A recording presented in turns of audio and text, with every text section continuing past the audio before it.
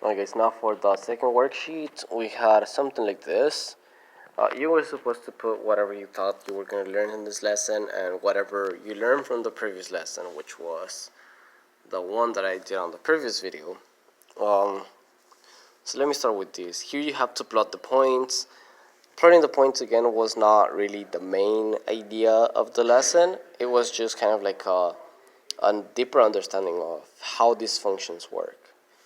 You know already how this looks. It just goes through, it's going to go through 1, and the graph is going to look something like that. You know how it looks. You did that on the last video. It looks like that pretty much.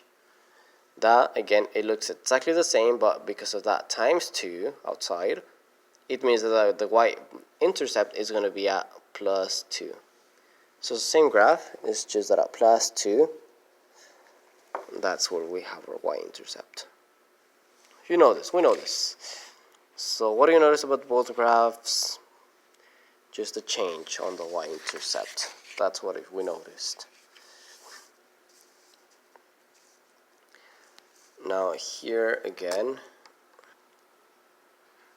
here we're going to have something new.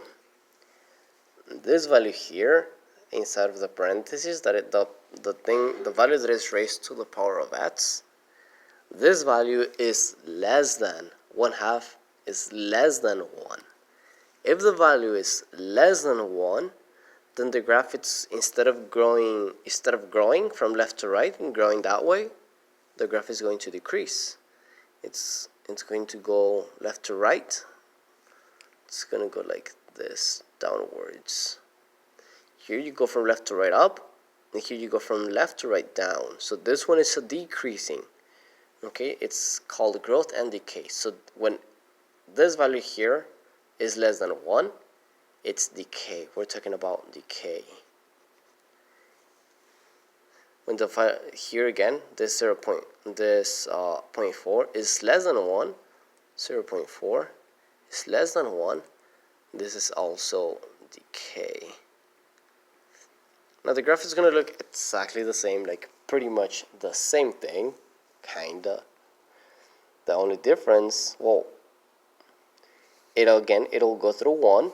The only difference is that now it's coming from up above, going down like that. Again, it's approaching 0, but it's never touching the actual 0 line. That's how it looks.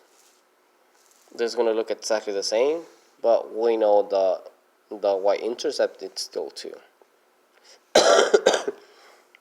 It'll look identical to this graph, just at the y-intercept 2. So it'll look something like this. That's it. That's pretty much how the graphs look like.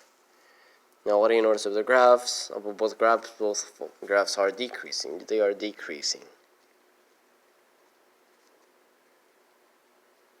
Now compare equations. What do you discover? So these two equations compared to the back two equations, these are increasing equations. These are decreasing equations.